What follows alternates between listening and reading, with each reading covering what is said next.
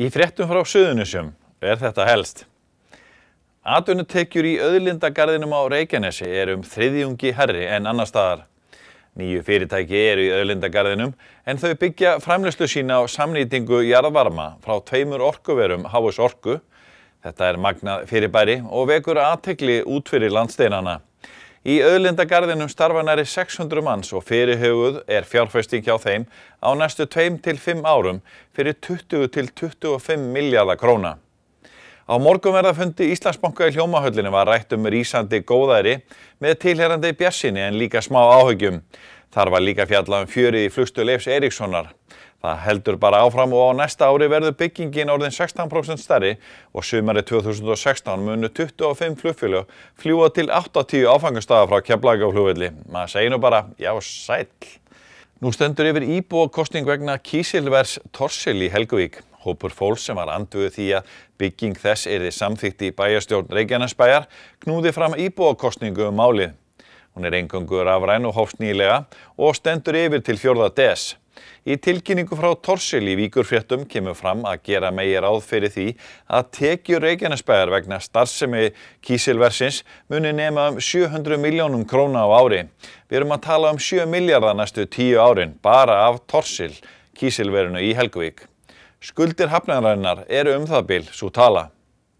Sandgerðingar að rétt úr kútnum og þeir áætla að rekstur bæjarfélagsins verði búin að ná jafnvægi í lok árs 2018 en það hefur glímt við alvarlegan fjárhagsvanda frá hruni. Ágóði skötumessunar sem haldið var í garði síðastliðið sumar var afhentur nýlega. Útbúið var nýtt skinörfunar og hreyfiherbergi í hæfingastöð fatlaðra í Reykjanesbæ. Ási og félagar í góðum gír og svo Ásmundur Friðriksson að gefa út grallarabók fyrir jólin. Vogamenn á Vatnsleysuströnd segja að nú sé kominn tími til að útnefna heiðursborgara sveitarfélagsins. Auðvitað.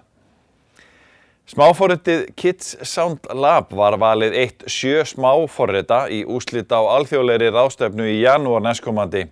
Forritið byggir á sömu aðferðafræði og íslenska smáforritið Lærum og leikum með hljóðin sem íslenskt hugvit og aðferð sem Bryndís Guðmundsdóttir, talmeinafræðingur, hefur þróað í starfi sínu árabil og gefið út sem þjálfunarefni. Ráðstefnan sú stærsta sinna tegundar í Bretlandi. Það frábær árangur hjá Bryndísi að komast í úrslitin.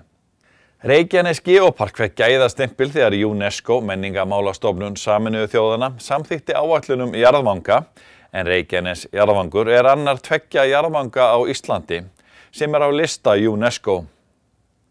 Jólin nálgast og nú verður kveikt á jólatrjám sveitarfélagana, en jóladagskrá víða vegleg meðal annars í dúshúsum í Reykjanesbæ.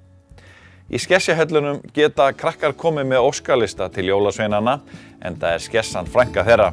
Við segjum þetta gott í bili úr fréttamessu Víkurfrétta. Styðjum öflugt atvinnulíf, menningu, mannlíf og íþróttir á Suðurnesjum.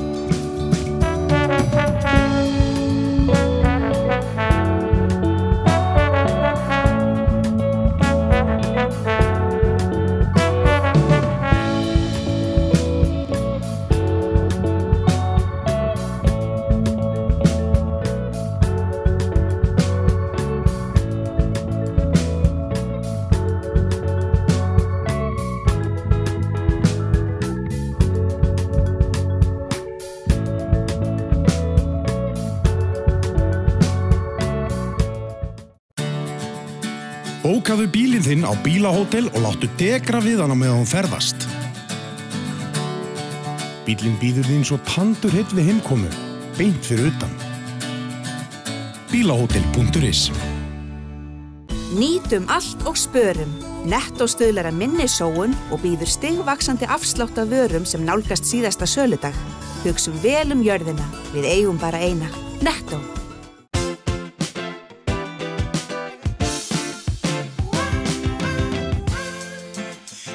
Byrjaðu fríið fyrr og njóttu lífsins. Keflavíkurflugvöllur.